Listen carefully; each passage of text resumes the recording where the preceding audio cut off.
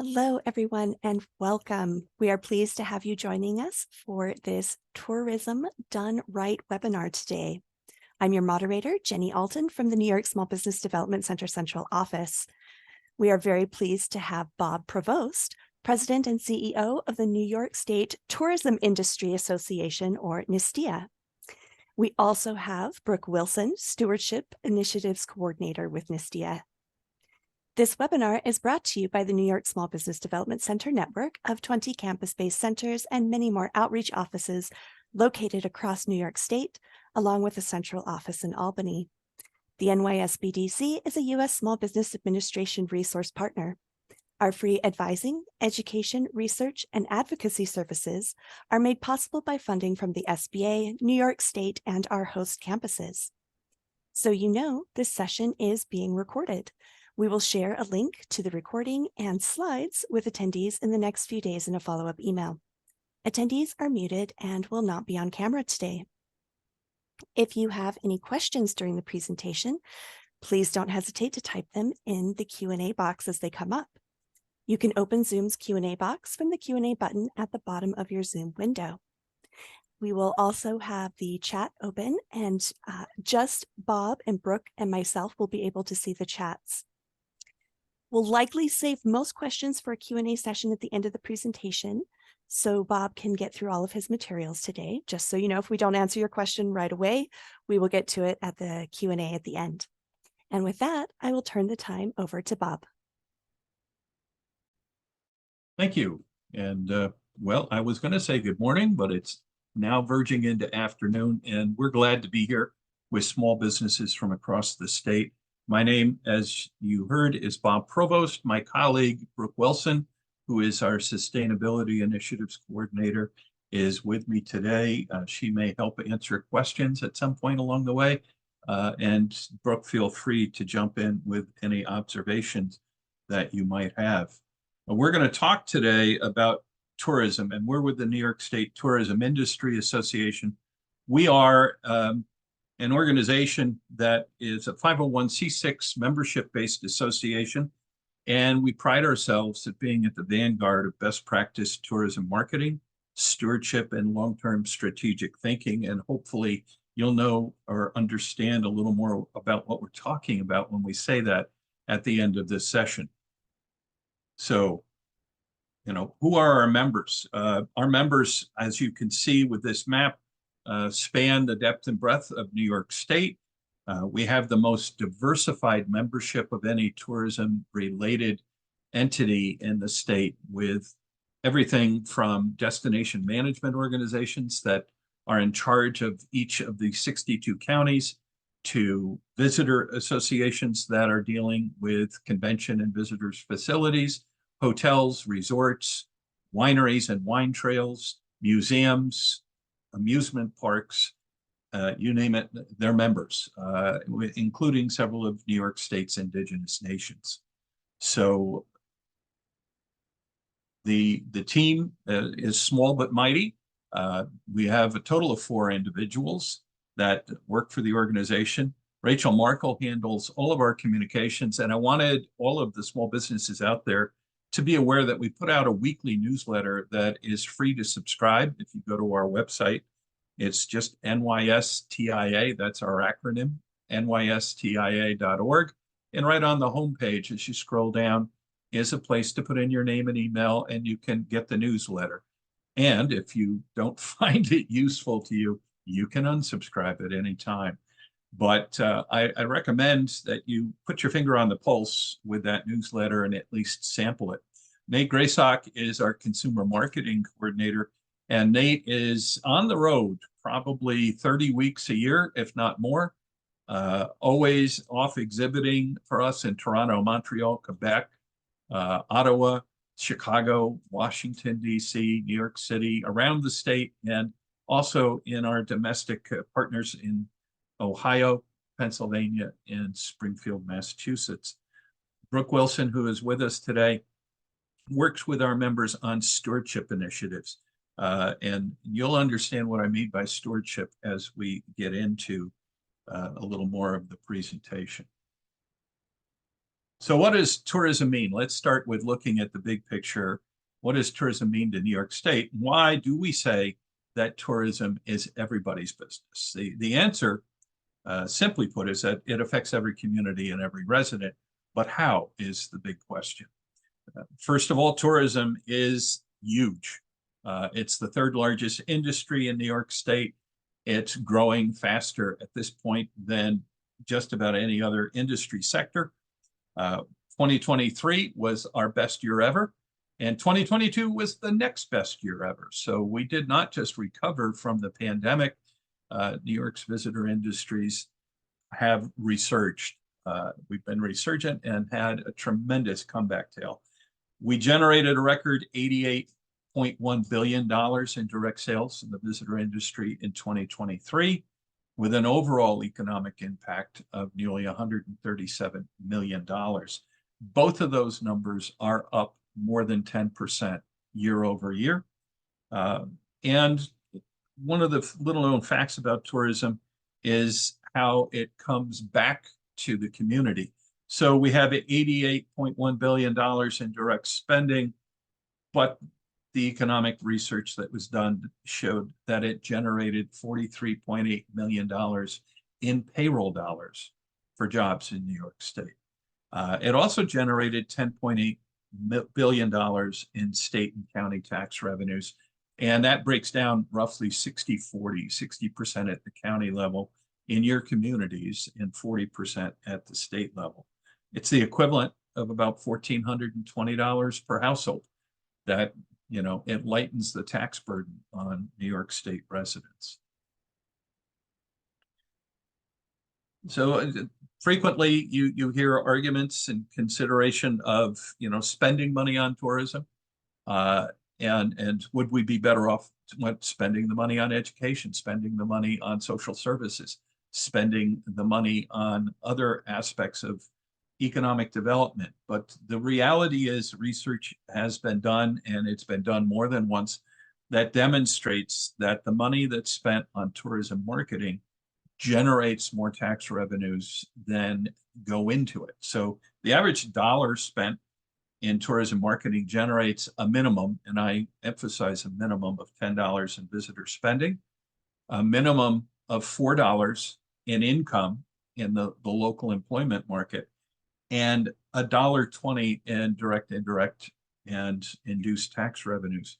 So the bottom line that we speak to when we're talking at the county or state level is if you cut the tourism marketing budget, you should go to the other side of the equation and cut your revenue budget, because your tax revenues are going to drop.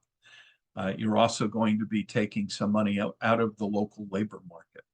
And these are just considerations, the nuances that, you know, people need to understand when they look at this. But I'm going to urge you as small businesses to look at how the dynamic of your business contributes to the community, because very few small businesses look at what impact does their entity, their business, their organization have on the local economy. And you'd be surprised at how profound you impact the community you're serving. The other thing about tourism marketing is, though, that in the intangible returns, the fact that when you get out there and start telling people why they might want to visit your community, it changes how they think about your community. And this is a research study done by Longwoods International, and it measures the impact of the Pure Michigan program. And it's actually a research study that is renewed every year. But the impression of Michigan amongst people who have seen the commercials and are aware of the Pure Michigan campaign versus other people who said they had not seen the campaign, weren't aware of it, is obvious. The 81% increase in the proportion of the respondents who said, Michigan sounds like a good place to live. And this is among out-of-state residents. It's a good place to start a career. It's a good place for me or my children to go to college. It's a good place to purchase a retirement home, a vacation home, or a good place to retire in general. You see how spreading good news and shaping the narrative about your community has impact. The reality and the reason behind some of this very favorable outcome is if tourism is done right, it's not the goal. Your goal isn't more tourism. Your goal is to use the tourism industry as a means to an end. How can tourism best drive responsible, sustainable economic growth in your community? How can it drive job creation, small business success, community revitalization, increased tax revenues, and in the end, if tourism is done right, how will it deliver an improved standard of living, quality of life, and pride of place for the people who live in our community? And people who are doing tourism right ask these questions because the ultimate customer of tourism is not the visitor, it's the resident. So you have to look at the long-term outcomes of your marketing initiatives. Yes, you have to have a short-term business plan, but you have to have a long-term vision. What are we trying to accomplish? Now, I highlighted business success, small business success, because the thing about tourism is while it's big business and it's over $80 billion in direct spending in a typical year now in New York State, it's also a business built on the shoulders of small business. Because let's face it, people don't visit your community so they can see what your Home Depot looks like. They're not coming to your community to shop the big box store. They're coming to your community to try the local restaurant, the local cuisine, your local creator community, the artisans, the craftsmen, the local craft beverage community, wineries, distilleries, breweries. They are interested in the creative output of your performing arts and cultural community, your museums. So when you think about how the visitor spends money, it's very different than how the resident spends money. A good portion of the resident's income and spending in a typical week is going to go to the mortgage, the food bill, the grocery store, and things of that nature.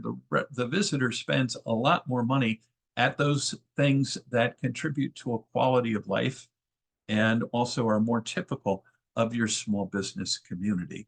So visitors benefit the community in ways that it's difficult to measure and articulate, but we're going to give it a shot. They're important to tourism to the extent that we offered a series of small business workshops, lunch and learn webinars in the spring of this year. We had, I believe, 16 total webinars that were presented. They're all accessible, as this one will be on Jen's website. They're all visible and accessible on our website. And it covers everything from how to develop winning collateral for your business, how to utilize the value of earned media, how to market into events, how to use social media to drive consistent wins for your business, how to utilize marketing automation, or dabble in augmented reality or the use of artificial intelligence.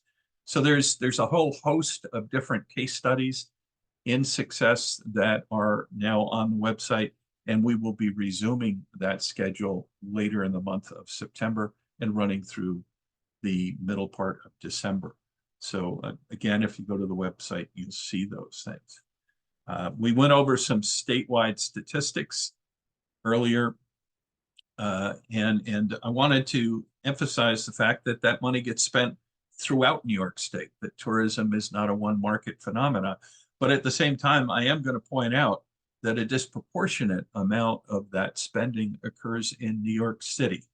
That's not to detract from the spending that occurs elsewhere, but it's a phenomenon that we have seized upon, and we are working, believe it or not, with the tourism leadership in New York City to expand people's perception and understanding of what New York State represents. You may, be aware of tourism in your community, but just to give you an idea, we picked one small county in upstate New York, There's no major city in this county, but it benefits from $104 million in visitor spending in Yates County in the Finger Lakes. 28 million spent on lodging, but 34 million spent on food and beverage, 13 million spent on retail goods and services, 27 million spent on vacation property and second homes, and it drove $37.6 million in local employment income and delivered nearly $7 billion in tax revenues to the county. So, when we say it affects everyone, it does. Obviously, this is, a major impact in Yates County. There are counties in New York where tourism is the #1 business. And, quite frankly, that's becoming more and more common. But back to that 61% of travel spending occurs in New York City. This is, a depiction of several illustrations that were fairly well known, and they're very humorous, but it has to do with how does a New York City resident view the world. And it also has to do with how does the world view New York State? Because the worldview of New York State, when you say to anybody, whether you're in Europe or anywhere else internationally or in other parts of our own country, if you say I'm going to visit New York State, people immediately assume you're going to New York City, you're going to Broadway, you're going to be visiting the museums down there. They don't know the rest of the state exists. So 99% of the brand is New York City, but 99% of our state physically is not. New York has many other cities, but it also has what we refer to as the best of America's great outdoors. We have an incredible state, and we need to begin to tell its total story. We set out to do that, quite frankly, as a renewed initiative coming out of the pandemic, and have been very successful driving growth in tourism outside of New York City, and that's what's contributed to these record-breaking numbers. All of this long-term strategic thinking is an aspect of what we refer to as transformational tourism stewardship. And this is worth your listening and understanding, because you should be exercising the same kind of philosophy or perspective with your own business. You should be thinking about how can you shape the future rather than waiting and reacting to the course of events in your community and amongst your competitors and other businesses in your vicinity. You should say, how can I influence things and give myself a better working environment, give myself a better opportunity for future profits, but do so in a manner that sustains my long-term business model. So transformational tourism stewardship calls upon us to proactively lead change for the better. It usually involves a worldview that takes you outside of your business. You can't really have an impact if you're just looking within the four walls of a retail business or within the context strictly of your own business environment. You have to be looking at your community and looking at it from a 360-degree perspective. You've got to think about the residents. You got to think about the other members of the business community. You've got to think about your community leadership, both the elected, the civic, and the citizenry, and your schools, and other ways that you could interact and engage and benefit the community in a way that also drives business for you. I refer to this as a philosophy of doing good while doing well. Finding ways to engage with your community in a manner that drives long-term business success for you. The further you can look into the future, obviously, the more and greater opportunities to affect change present themselves. If you're only looking 3, 6, or 12 months down the road, if you're only looking at your immediate business plan, you can't shape the future. And you are going to doom yourself to be a reactive business, a business that's responding to change rather than being the change maker. Short-term constraints like sustainability issues, workforce development, the infrastructure limitations and other considerations that you need to be able to address require that you have long-term thinking. You can't address them with short-term thinking. So I'll use as an example, and again, we're talking long-term, so be patient with me. Out in Rochester, we have the Strong National Museum of Play. 30 years ago, the Strong National Museum of Play was a doll museum. And they had this vision to expand their footprint beyond dolls and just look at toys. And they became the World Toy Hall of Fame. And then they looked at how technology was changing. And they said, well, maybe we should be also looking at, from a technological standpoint, video gaming. Well, lo and behold, this past, I think it was 2023 in the summer, they opened a 90,000 square foot expansion. They're now the World Hall of Fame for video gaming as well. The museum's gone from a doll museum that attracted about 50,000 visitors 30 years ago to a toy museum that attracted about 250 to 300,000 visitors. In 2023, they attracted 500,000 visitors. And you can see how their vision took them there. But there's another aspect of stewardship here. You see the museum in this area on the screen, and it's an epic piece of architecture.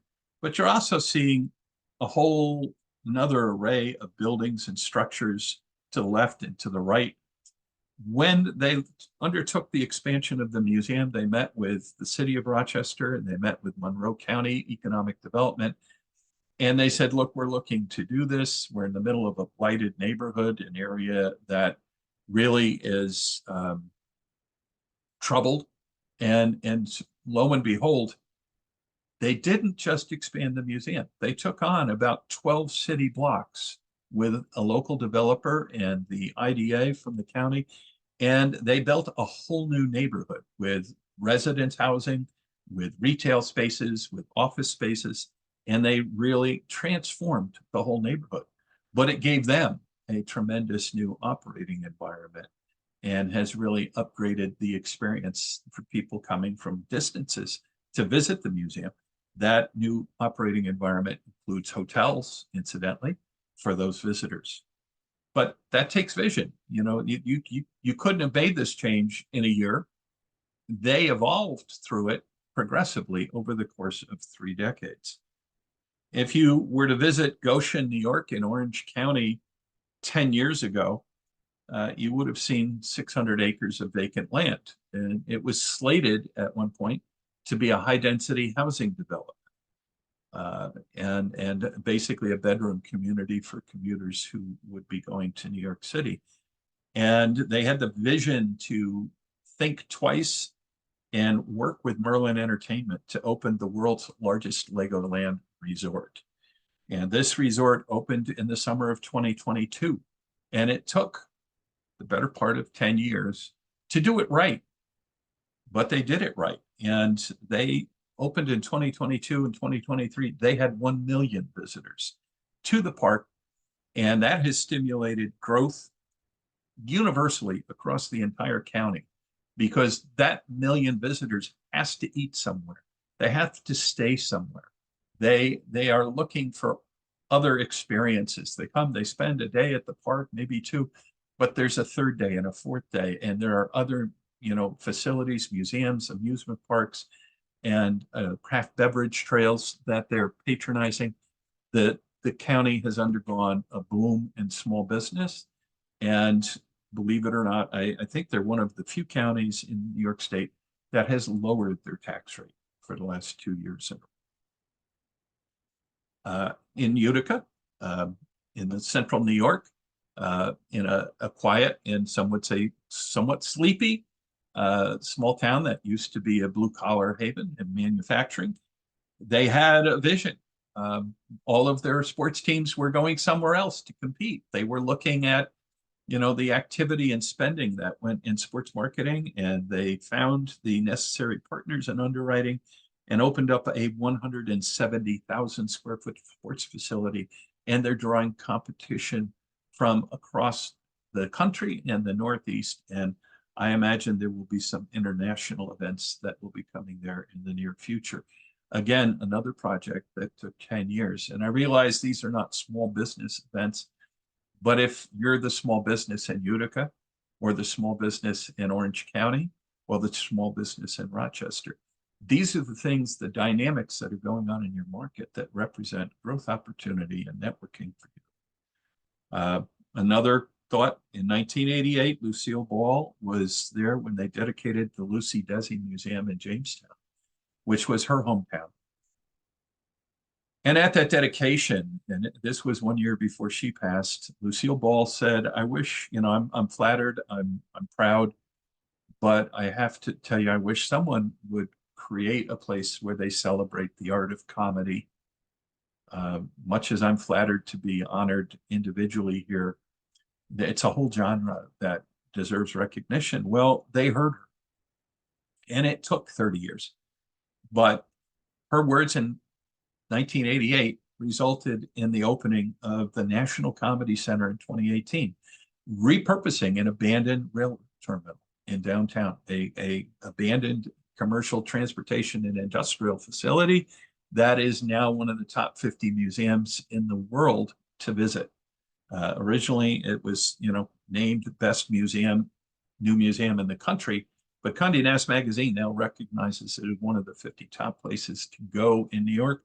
And if you are top 50 in the world museums, and if you don't think that's had an effect on the restaurants, the brew pubs, the retail stores, the hotels, the inns, the bed and breakfasts, the golf clubs, they're right on Chautauqua Lake.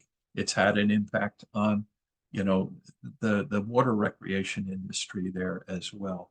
And it's stimulated investment in real estate in the community.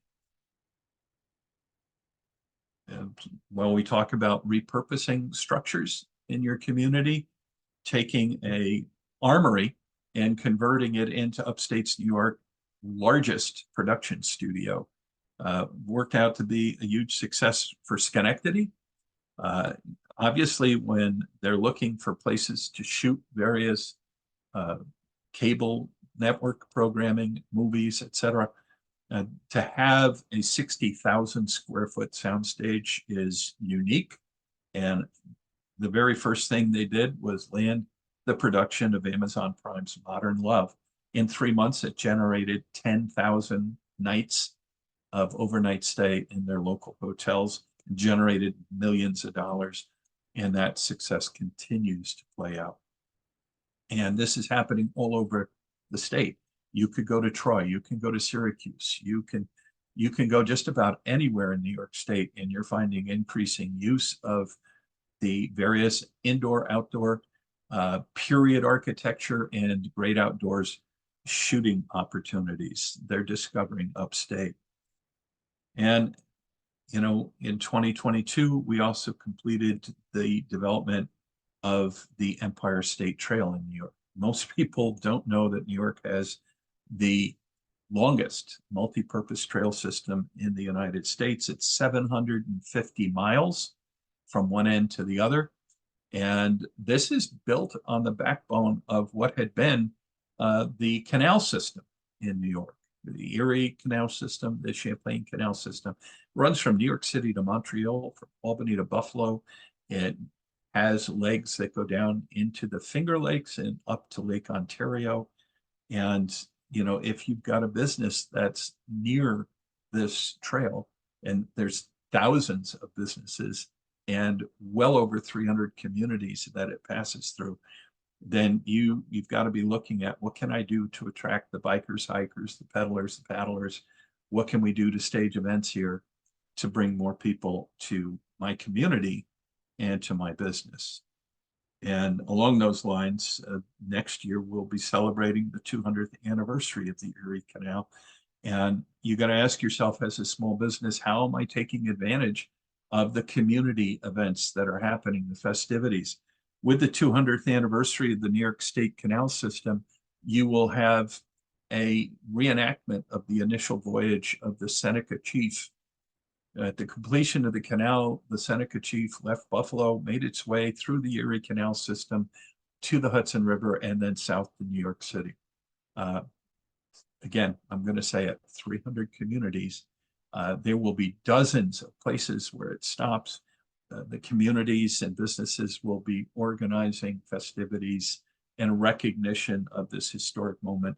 The state of New York allocated this year $50 million towards the sustainability of the canal system and its ability to serve the state for another 100 years. The canal waterway and the people using it, the boaters, the great loopers, and the local boaters and sports and recreation folks throw off $1.8 billion a year to those 300 communities that are along the canal. There's business there, but are you connecting to it?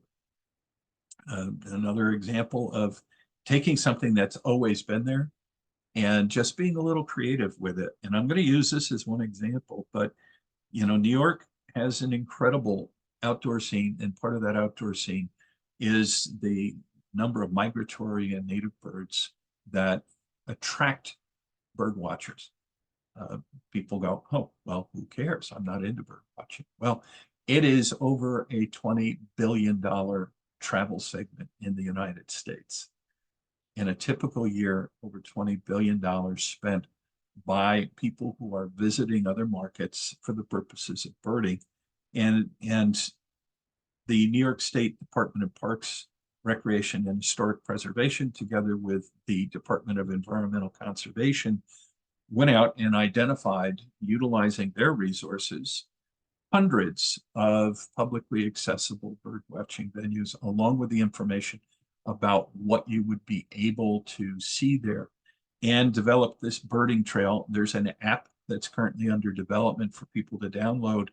And when that happens, we will have a trail that will take people all over the state.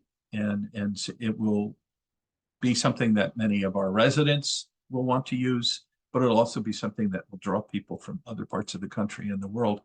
And the question is, are some of these locations near your business? How is that something you can take advantage of? While we're talking about trails, I want to talk about the value of partnership with small businesses. Brooke, I think you met the people from the Fiber Trail when you were at the New York State Fair. They were in our booth.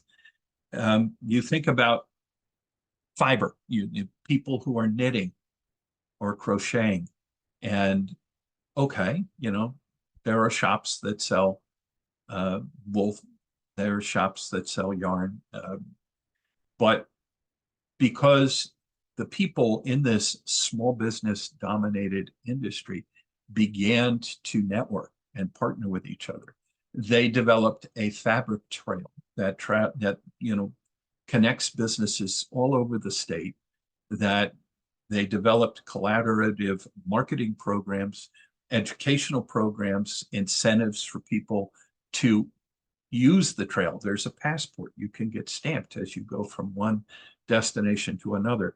And it's a complete network from the agricultural businesses that are raising the animals that deliver the wool, whether it be an alpaca or a lamb or other types of sources for the fiber, right on to the shops and manufacturing facilities that turn that into yarn, to the places that display the finished work as artwork. They're essentially galleries. And to give you an idea of whether or not that has any substance to it in terms of size, there's an annual fiber festival held in Dutchess County and the Hudson Valley, and it draws 15,000 attendees in one weekend. That's as big as an NCAA quarterfinal. So I'm going to tell you that's a lot of people. And it's all comes from the value of small businesses working together.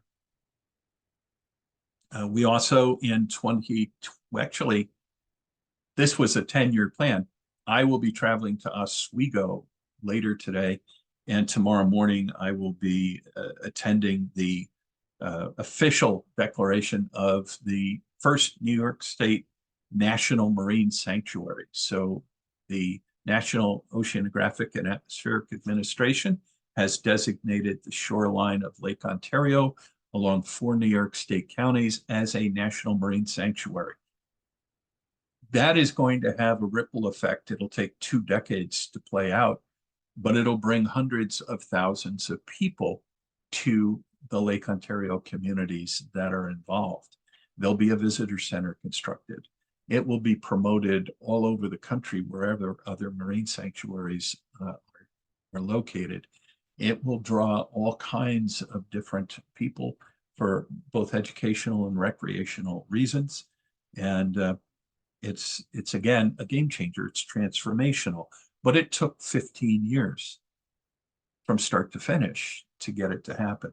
Also, all across the state, since the pandemic, there have been over 70 major investments in redevelopment, expansion, or new construction of resort communities for people who are traveling across New York State. This is one that is in central New York near Syracuse, the Cove at Sylvan Beach. 70 cottages, each with its own boat slip and full amenities, little picnic area, barbecue, etc. This happens to be run by the Oneida Indian Nation. And it's part of their efforts, again, and done very sustainably and responsibly. The bottom line is, and this is true of tourism done right will happen by design, not default. It doesn't happen the right way unless you're paying attention and unless you have a plan and a destination in mind, no pun intended. It's the same story for your organization.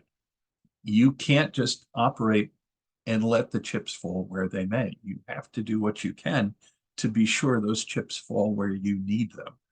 Harnessing the capacity of tourism for your business as a catalyst for positive change requires that you be a part of that community shared vision for the future in your community, not just for your business.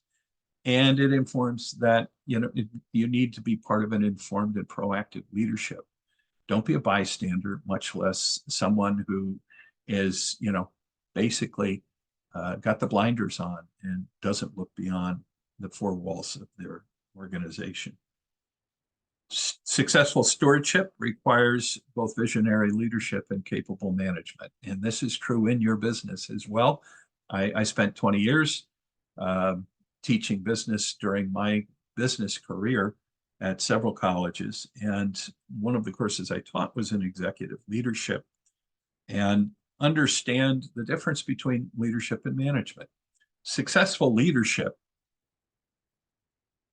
are the people who have the capacity to envision a more desirable future. They can see something that isn't necessarily there yet. They have the creativity and the innovative thought process and the know-how to lead an organization from where it is, point A, to a more desirable future position, point B. And think about great companies that have flourished. They don't flourish by not changing. They flourish by being the change maker, the leader, the innovator, the disruptor in some cases. And even though you have a great leader, you're not going to get to that more desirable destination unless you also have capable management, the people who are working on the day-to-day enactment of the business plan, making things happen in the short run so that that long-term vision can become a reality.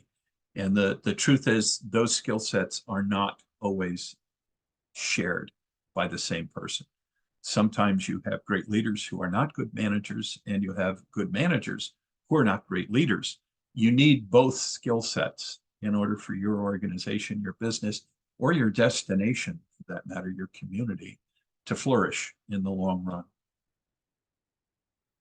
So I'm going to talk a little bit about, that executive leadership course, and hopefully you can take a few lessons from it in terms of how you go about leading your own business. First of all, do you have a vision for the future? Have you thought about where you want to be in 5 or 10 years? And understand that vision should be dynamic. Things change in your environment, and you want to respond to those changes in the way that best advantages your business.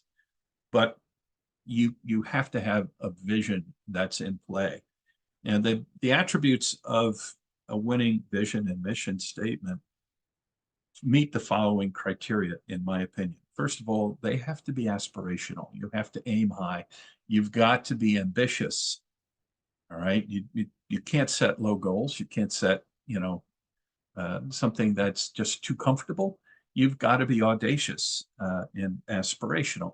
At the same time, it needs to be inspirational. It needs to be something that motivates people to want to be involved. It's got to motivate your customers. It's got to motivate your neighbors. You've got to motivate your employees. And that motivation has to take the form of directing their activity. There has to be a plan and an understanding of how we're going to get from point A to point B. What do I need to do?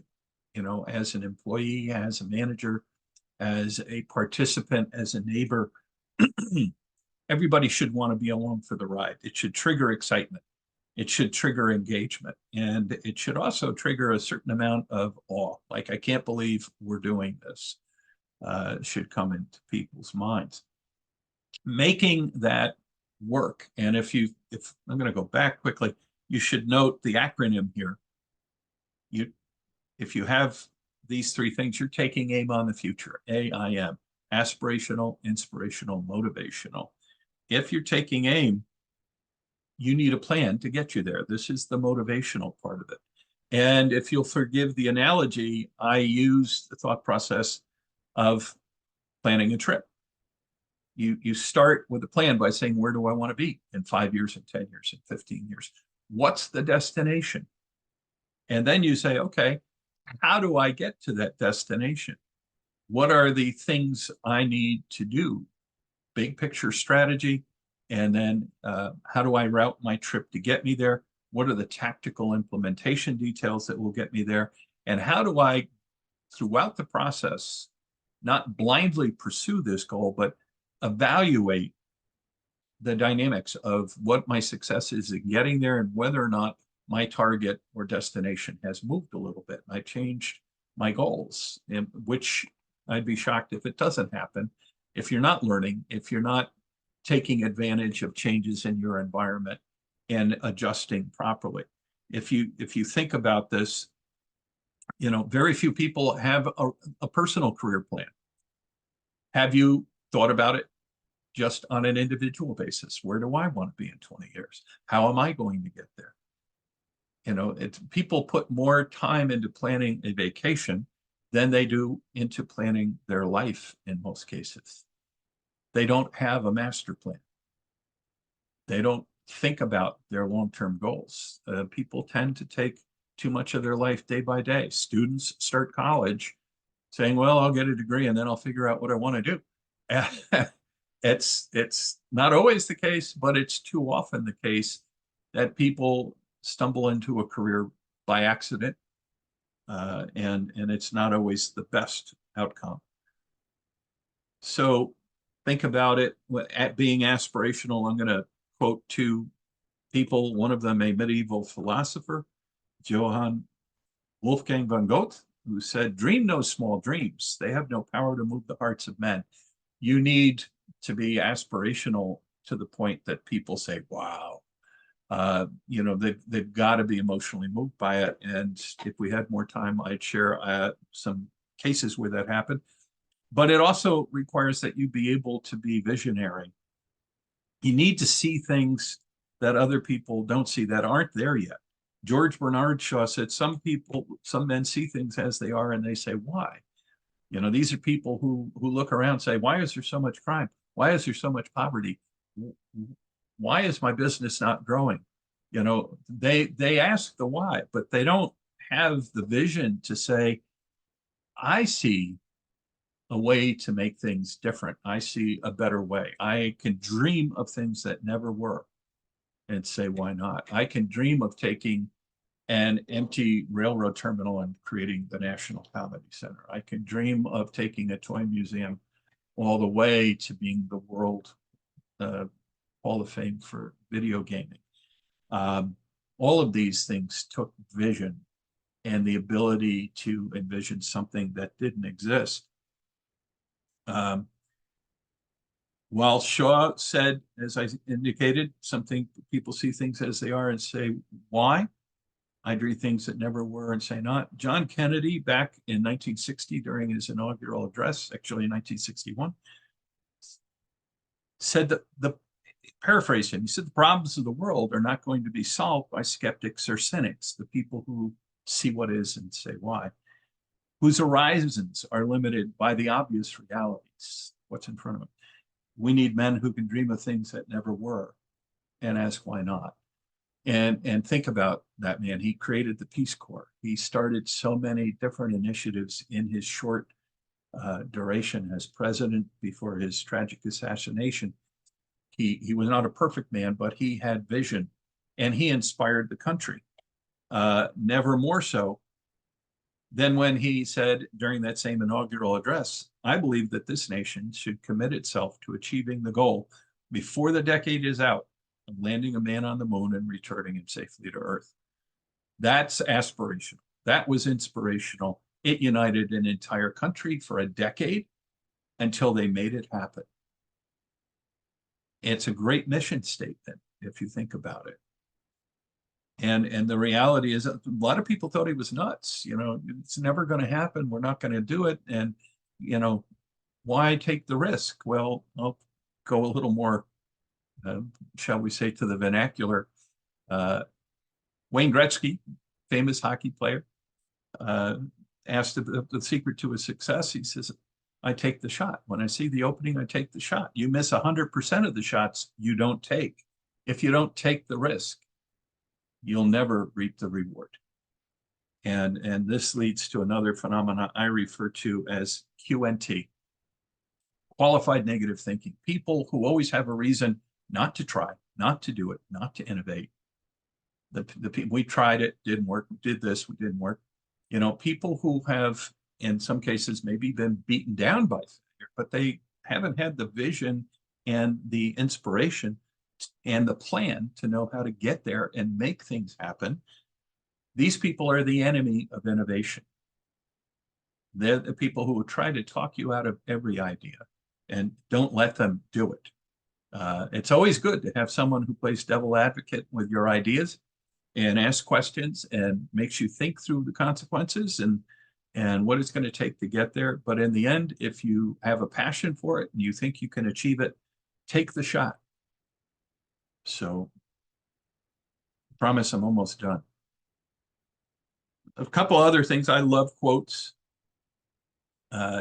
General George S. Patton, addressing the Third Army, said, I want you to remember that no bastard ever won a war by dying for his country.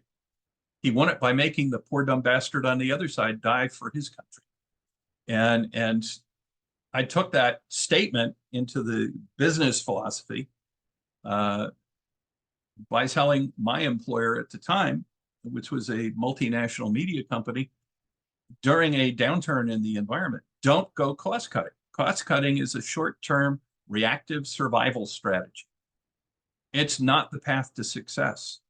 If you're going to save money by cutting your spending in an area that's not generating return, reinvest it somewhere that will create growth. You won't triumph by cutting costs. You triumph by being proactive and being innovative and forcing the poor dumb bastards you compete with to cut costs. You know, don't be reactive, be proactive. Make other people respond to your innovations. A few other things that I find very inspirational. Again, Patton was a flawed figure, not perfect by any stretch, but he had some very great philosophies that he expressed. Better to fight for something than live for nothing. Too many people are sitting on the couch, mindlessly following television. They haven't got a mission. There's nothing that they're passionate about. Nobody ever defended anything successfully. There is only attack and attack and attack some more. What does that mean? They're maintaining the status quo, trying to hold your own and protect your profit margin and increase your profitability, but not necessarily grow your business or bring your business into the future. That's a sure formula for, defeat in the long run. In the long run, if you're not innovating, someone else will innovate and go right over your head. And you'll find yourself in a forgotten business trying to sell something nobody wants anymore. And I'll use a big picture example, Kodak, who rejected the digital camera marketplace, didn't see the future, and stuck with film. Where's Kodak today? So, and finally, he said, we herd sheep, we drive cattle, we lead people. So lead me, follow me, or get out of my way. And I think that's a great expression. He's willing to follow somebody else if they're exercising leadership. But if not, then he'll lead, and you can follow him, but don't get in his way. Just some very inspiring things. And finally, we live in interesting times. That's the ancient Chinese curse. There will always be change and interesting times in the lodging industry. Things that are happening with brand and franchise fees, requirements and policies that drive up their cost. At the same time, there's third-party booking forms and pressuring in the short-term rental market that, drives up the competition for the customer. So you will find in your small business that your environment is constantly dealing with dynamics, whether you recognize them or not. They're social, they're political, they're environmental, they're technological. It could be the regulatory environment, but you're in an ecosystem. You're not, unique and standing without being a part of this organic business community that you're doing business in. Be prepared to deal with that. And finally, will your community or business be a success story? And if your community is going to be a success story, the odds on your being a bigger success are greatly increased. In tourism, we've made that leap in the last decade from understanding that when we talk about heads and beds, it's not the heads and beds in the hotels that we are trying to serve. It's the heads and beds in our residences. It's thriving families and thriving communities. That's the ultimate goal that we seek. So I thank you for your time today. I didn't leave us much time for questions, Jenna. I'm sorry. It's fine. We've got time for some questions right now. So anyone who would like to ask Bob, our tourism expert that we have with us today, feel free to put a question in the Q&A box or the chat. And while we wait for people to do that, Bob, I would love for you to just go over a few tips. I know that I've heard you talk about this before. Just what are the things for small business owners in your experience that bring the greatest return when they are looking at ways to expand their business, to become more integrated in their communities? If you could just touch on that for a moment, those top tips, while people put any questions that they have in the Q&A box or the chat.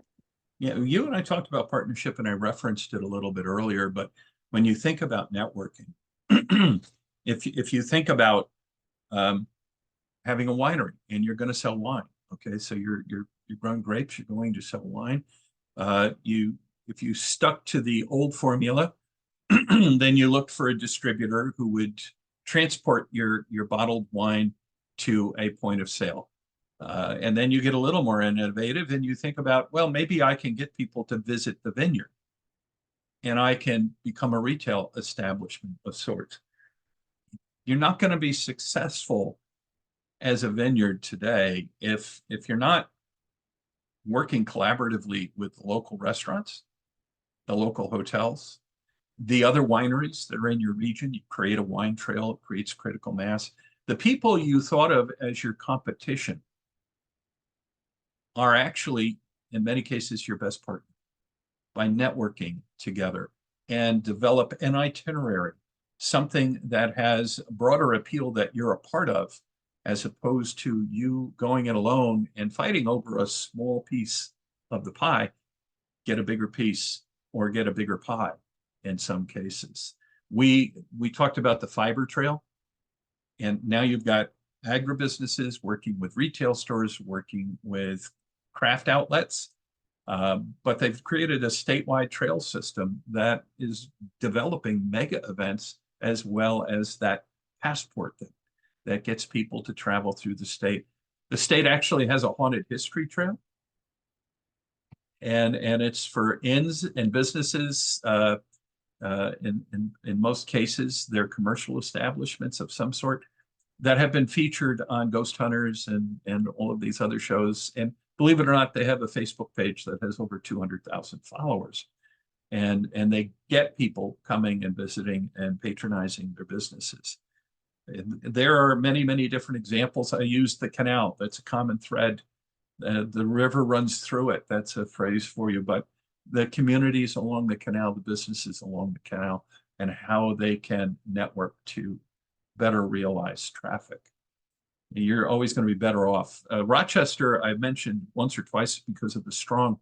They have a visitor industry council there that is over 420 local businesses that meet regularly every month to talk about what they're doing to better network and better manage ways to get people to come from further away, come more often, and stay longer, and visit more businesses while they're here.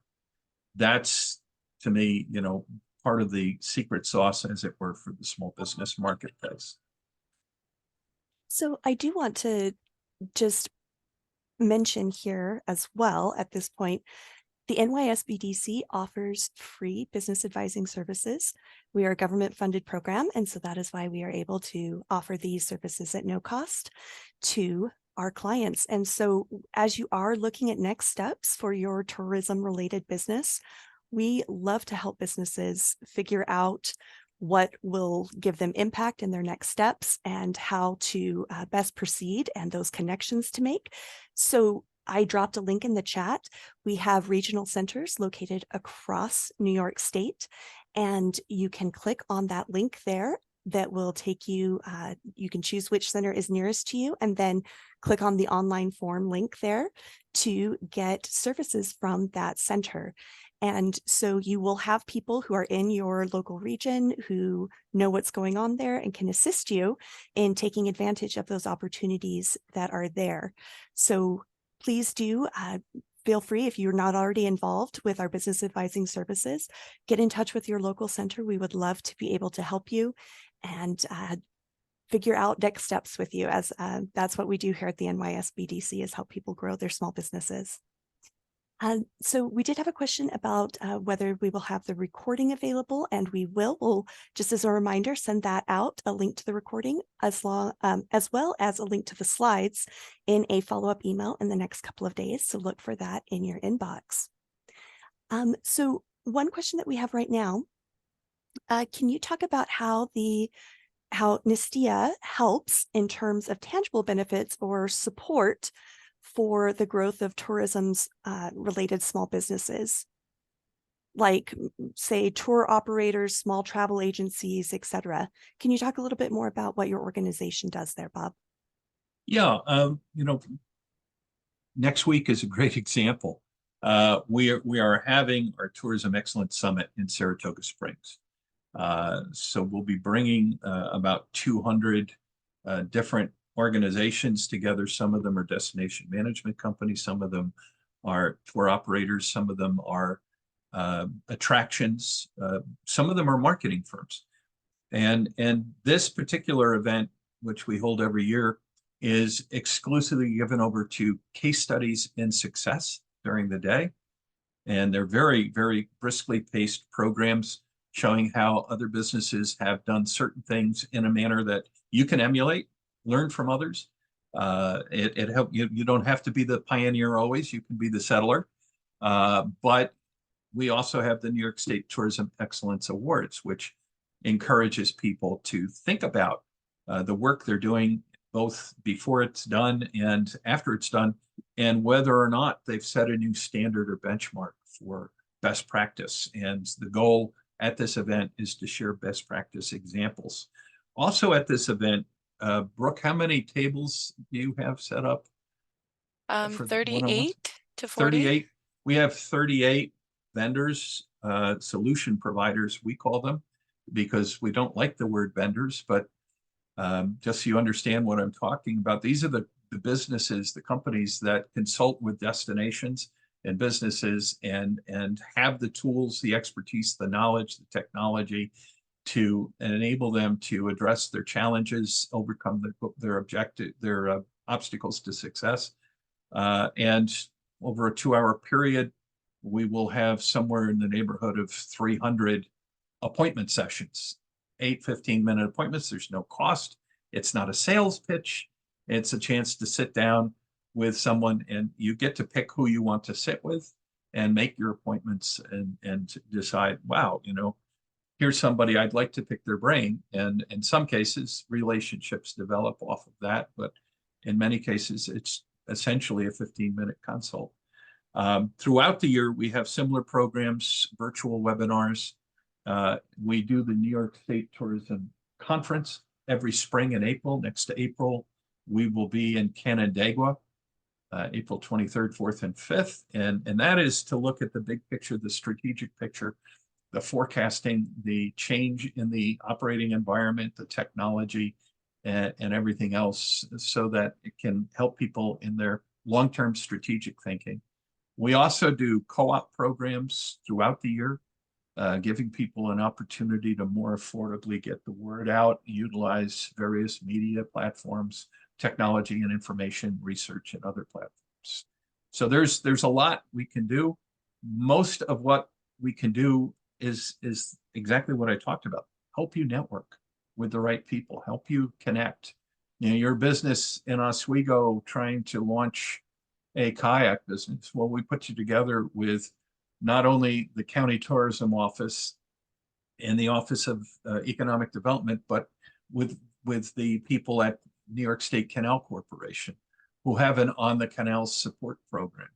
And the next thing you're opening multiple locations and they're underwriting or helping you find underwriting for programs to introduce people to water sports. It's kind of unique on a case-by-case basis. Awesome. So I just saw the question pop up on AI. You'll find an AI webinar. We had one at our conference last April when we were in Niagara Falls, but we also had a webinar where literally the person conducting the webinar had everybody create a ChatGPT account during the webinar and then accomplish some very specific goals so that they understood how to make it work for them and also understood not just the opportunity, but the limitations that AI offers. So that there's something on that. There will be more to follow. Trust me. wonderful. Thank you. And so I know earlier in the chat, I put a link to NYSTIA's website, and you can, if you wish, sign up for their email newsletter to stay apprised on all of their offerings, their educational offerings and different events throughout the year. So just really quickly before we close, we have an attendee today who is in a really interesting niche. They do car collecting. They have a dealership for 80s, 90s, and early 2000s cars. And so they're interested in working towards some sort of automotive heritage tourism in the Hudson Valley region. And so if it's okay, Bob, I'm going to get this person in connection with you. Yeah, I'm going to get them in contact with you. So I will get an email out connecting you both so that person can talk with you. If you are not already connected with our Mid-Hudson Center, we have a great center there, and it is based out of Ulster Community College. And so please feel free to get in touch with them too, and they would be happy to help you work toward this goal of some sort of automotive heritage tour. That sounds really fascinating. Yeah, and we'll connect you with Amanda, Dana, and Rachel Carr at the Orange County Tourism Office.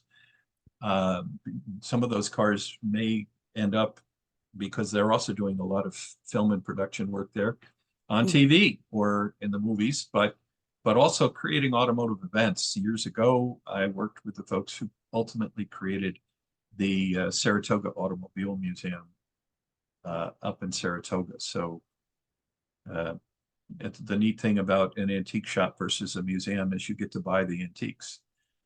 So, think about that, marketing your dealership as a museum with price tags. Love it. Love it. All right. Well, thank you so much for such an informative presentation today, Bob. Thanks for being with us, Brooke. And if you have a moment, we love to get feedback on our sessions. So please, when I shut down the webinar, you'll see a survey appear on your screen. If you have a few moments to give us feedback, we really appreciate it. Remember, you'll be getting that follow-up email with a link to the slides and the recording. And we thank you again for being with us today. Bob, any final words to send us Just off? thank you for your time, and no, the questions are appreciated. I gave you my email. I will tell you that my email inbox is going crazy because we're hosting our tourism summit next week. But I promise that we will get back to you. We'll help you network. We'll find the people who are managing tourism in your area, but also share whatever ideas and thoughts we have on other possible avenues. Thank you. All right. Thank you so much again. Have a lovely rest of your day, everyone. Bye-bye. Take care. Thank you, Jenny.